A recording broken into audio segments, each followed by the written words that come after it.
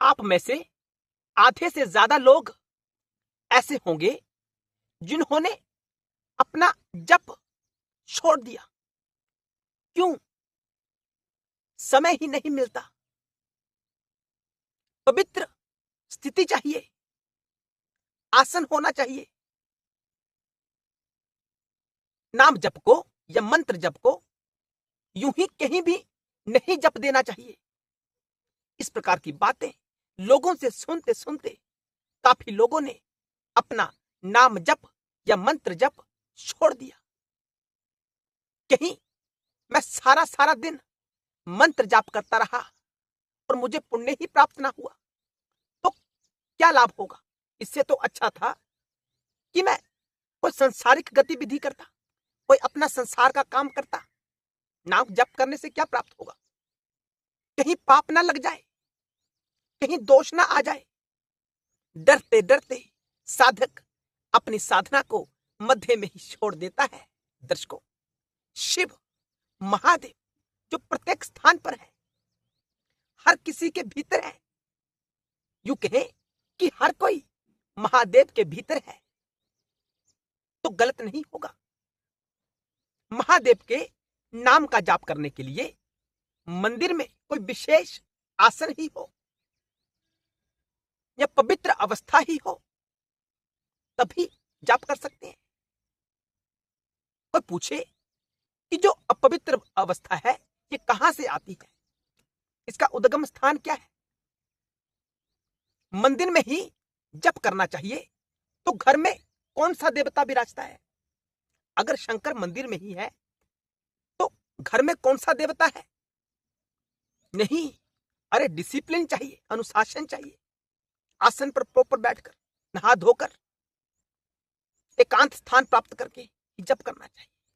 तो ऐसा तो स्थान आपको कभी प्राप्त नहीं होगा और जीवन मनुष्य का एक बार प्राप्त हो गया, यह बार बार प्राप्त नहीं होगा। आप सभी जानते हैं।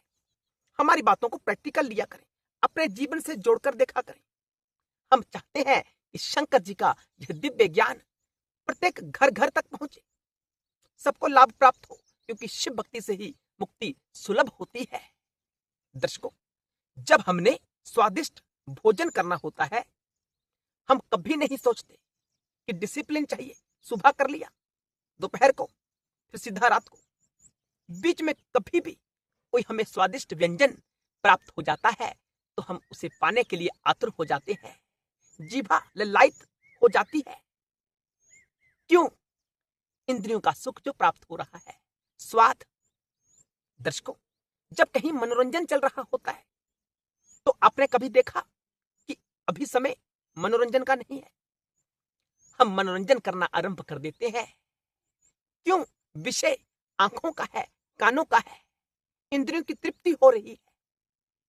दर्शकों, जब स्त्री पुरुष के संग संग करने के लिए ललायित होती है, जब पुरुष किसी स्त्री से संबंध स्थापित करने के लिए प्रेरित होता है तो वो समय देखता है। शास्त्र में नियम तो इन सब बातों के लिए है कि किस समय क्या करना है, किस समय क्या नहीं करना है। जब संसारिक वार्ता होती है तो हम समय नहीं देखते हैं। आपका कोई व्यवसाय है, ग्राहकों का आना जाना लगा रहता है कि आप वहां भी देखते हैं कि कौन सा समय है, डिसिप्लिन में ग्राहक आ रहा है या नहीं आ रहा है, अच्छे कपड़े उसने पहने हैं या नहीं पहने हैं। हम ये कुछ नहीं देखते। हम तो केवल इतना देखते हैं कि जो मेरे पास विक्रय के लिए है वो मुझसे खरीदने के लिए आ रहा है, चाहे वो कैसा भी हो। वो ब्राह्मण है, वैश्य है, क्षत्रिय है, शूद्र है, हम नहीं देखते। और उसको जो वो लेने आता है उसे दे देते हैं और बदले में पैसा प्राप्त कर लेते हैं।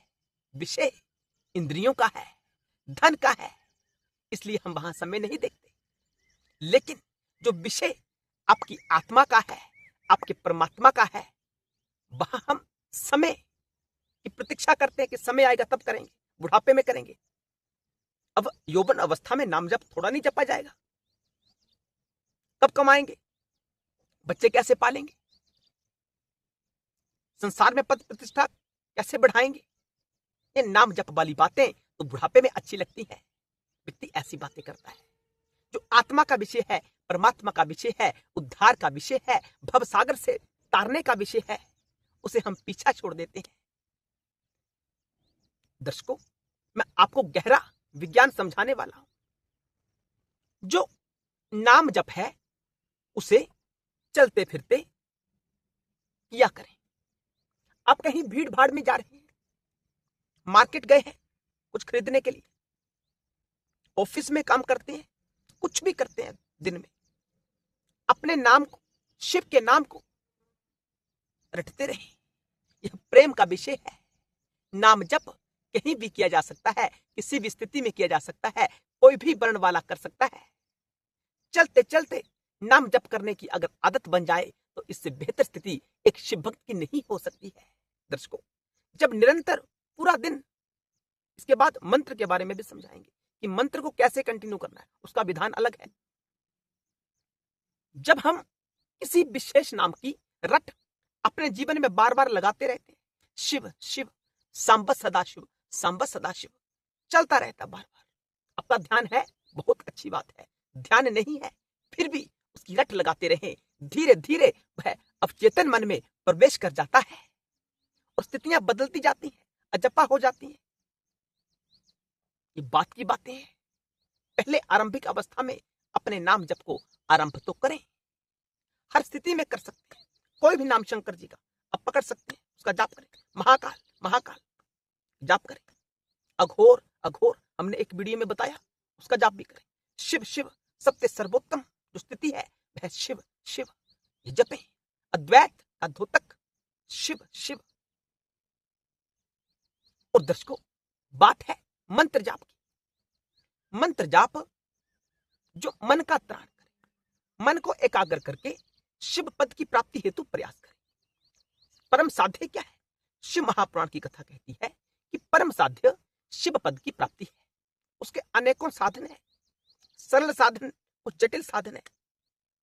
तो शिव पद की प्राप्ति के लिए हमें प्रयास करना चाहिए। दर्शकों, मंत्र अगर आप चलते फिरते मंत्र को चलाए रखना चाहते हैं, उसका जाप करते रहें, आपके भीतर ऐसी भावना प्रकट हो रही है कि आपका मंत्र कभी आपसे छूटे ना, तो दर्शकों, विशेष रूप से आप मंत्र का जाप चलते फिरते करें, लेकिन उसे मानसिक बनाएं, जिभा भी ना हिलाएं, परहेज करें। यद्यपि आप पंचाक्षर मंत्र का जाप किसी भी स्थिति में कर सकते हैं। हमारे ज्ञान के अनुसार एकमात्र पंचाक्षर मंत्र एक ऐसा मंत्र है जिसके लिए किसी पात्रता की आवश्यकता नहीं रहती है। तो अपनाएं, इसी मंत्र को अपनाएं, कौन रोकता है? सबसे शक्तिशाली मंत्र है। सब मंत्रों का उद्गम स्थान पंचाक्षर है। ओम से पंचाक्षर, पंचाक्षर से 7 करोड़ महामंत्र, फिर उपमंत्र। सबका जो मूल है वो बाबा का पंचाक्षर है। व्यक्ति को पंचाक्षर नहीं छोड़ना चाहिए। आप किसी भी देवता की आराधना करते हैं, पंचाक्षर को ना छोड़ें। चलते फिरते मंत्र को करना चाहते हैं तो मानसिक करें। मानसिक स्थिति सर्वश्रेष्ठ होती है। दर्शकों, आसन मिल जाए, समय है, बहुत अच्छी बात है, बैठ करके करें, एकाग्रता के साथ करें, नियम विधान के साथ करें।